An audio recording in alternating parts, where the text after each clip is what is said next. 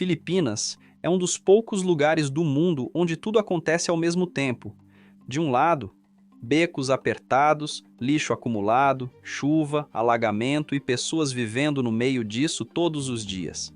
Do outro, uma cidade que continua funcionando, comércio ativo, gente trabalhando, movimento em todo canto. E o mais curioso é isso: nada para. Mesmo quando a estrutura parece não acompanhar, a vida continua. E é aí que a confusão começa. Como um lugar pode ser tão caótico e ao mesmo tempo tão vivo? E mais, se essa é a realidade durante o dia, o que acontece quando a noite chega?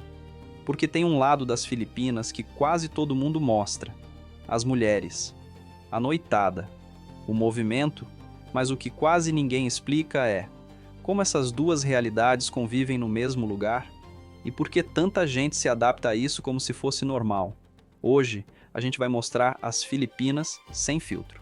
Os becos, o centro, o contraste e a parte que muita gente procura, mas quase ninguém mostra de verdade, porque aqui tudo acontece junto. Esse conteúdo é polêmico e muitas vezes tem o alcance limitado. Então, antes de continuar, já deixa seu like e comentário para ajudar esse vídeo a chegar mais longe. Em Manila não existe transição suave. Você entra em um beco estreito e a cidade muda completamente. Ruas tão apertadas que carros simplesmente não passam. Pessoas dividindo espaço em corredores improvisados, onde tudo acontece ao mesmo tempo. Casas coladas umas nas outras, construções simples, algumas feitas com materiais misturados, outras adaptadas ao longo do tempo. E no meio disso, lixo. Pilhas acumuladas em certos pontos, objetos espalhados, eletrodomésticos antigos, restos de material, sacolas abertas.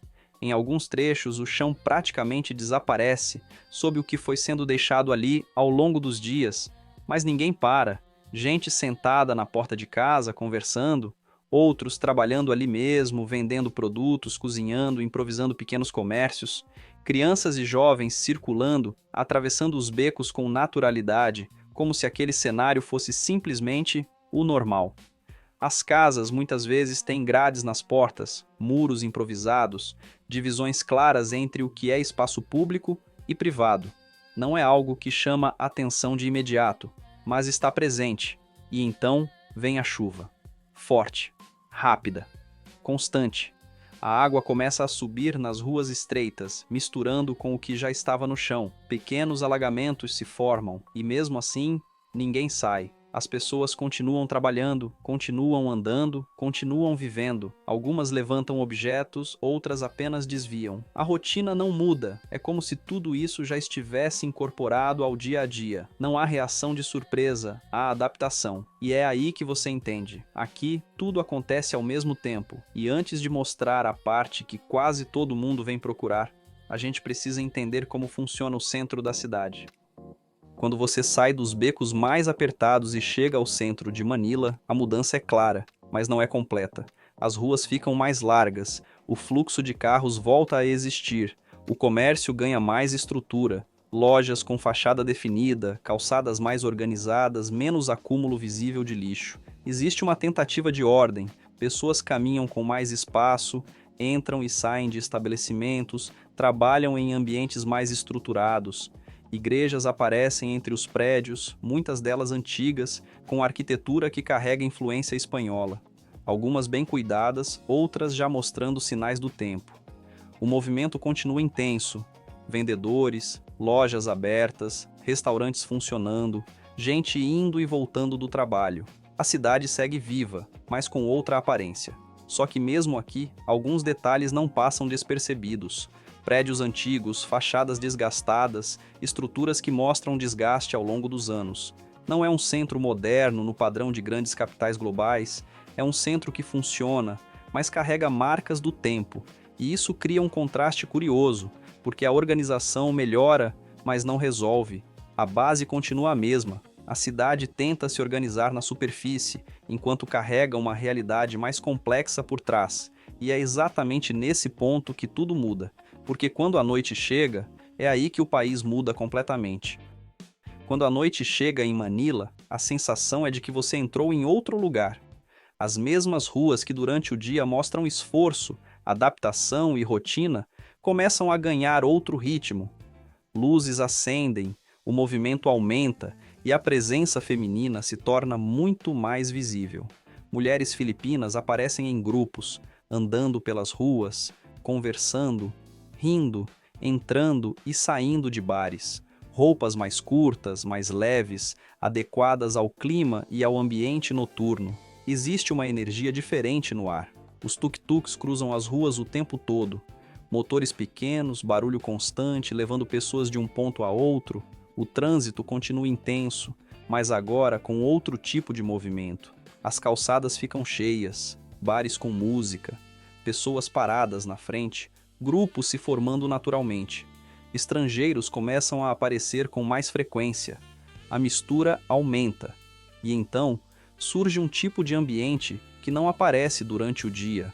Locais voltados para adultos, casas de massagem, bares específicos, espaços onde o movimento é mais direcionado, nada escancarado, mas visível para quem observa com atenção. Mulheres interagem com naturalidade. Algumas conversam, outras observam, outras se aproximam de forma leve, sem pressão. Existe curiosidade em relação a estrangeiros. O contato acontece de forma mais aberta. A simpatia chama a atenção. Sorrisos fáceis, conversas rápidas, um ambiente social que parece mais acessível do que em muitos outros países. E isso cria um contraste forte com o que foi visto durante o dia, porque à noite parece outro país. Mas a pergunta que pouca gente faz é: quanto custa viver em um lugar assim?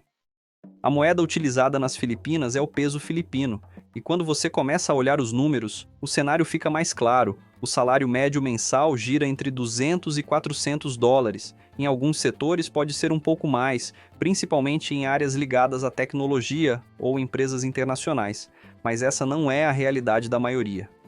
Grande parte da população vive dentro dessa faixa, e isso define completamente o ritmo da vida no país.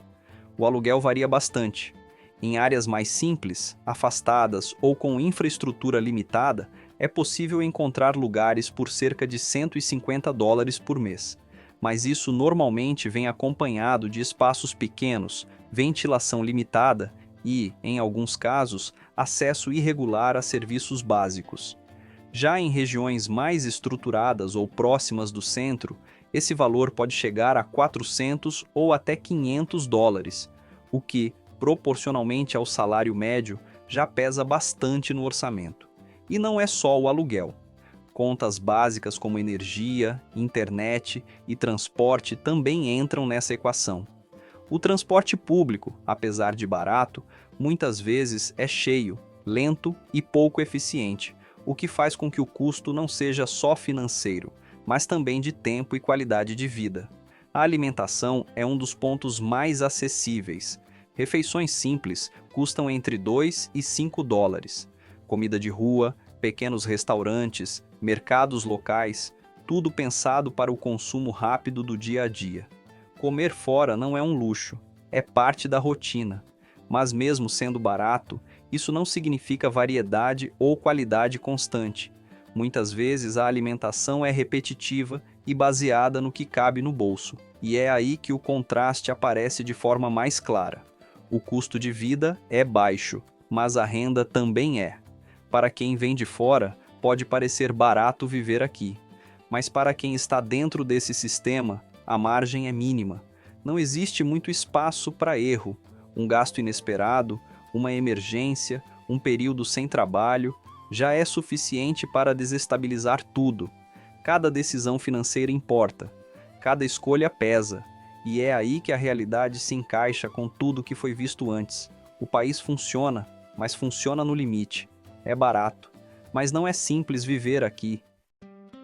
Depois de passar pelos becos, pelo centro e pela noite, a sensação que fica é difícil de resumir, porque nada nas Filipinas acontece de forma isolada, tudo se mistura. Durante o dia você vê ruas apertadas, lixo acumulado, estrutura limitada, mas ao mesmo tempo vê gente trabalhando, comércio funcionando, crianças brincando, vendedores chamando clientes, motos passando, música tocando, a vida não desacelera. Existe dificuldade, mas também existe movimento. À noite, o cenário muda completamente.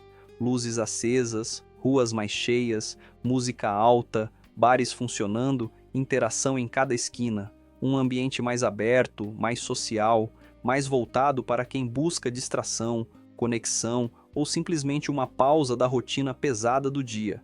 E o mais curioso é que essas duas realidades não entram em conflito. Elas não competem entre si, elas convivem. Favela e vida noturna, dificuldade e movimento, limitações e adaptação. Nada parece fora do lugar para quem vive ali. E no final, fica uma reflexão que não é tão simples quanto parece. Você conseguiria viver em um lugar assim, lidando com essas limitações todos os dias? Ou isso só funciona para quem já aprendeu a transformar dificuldade em rotina?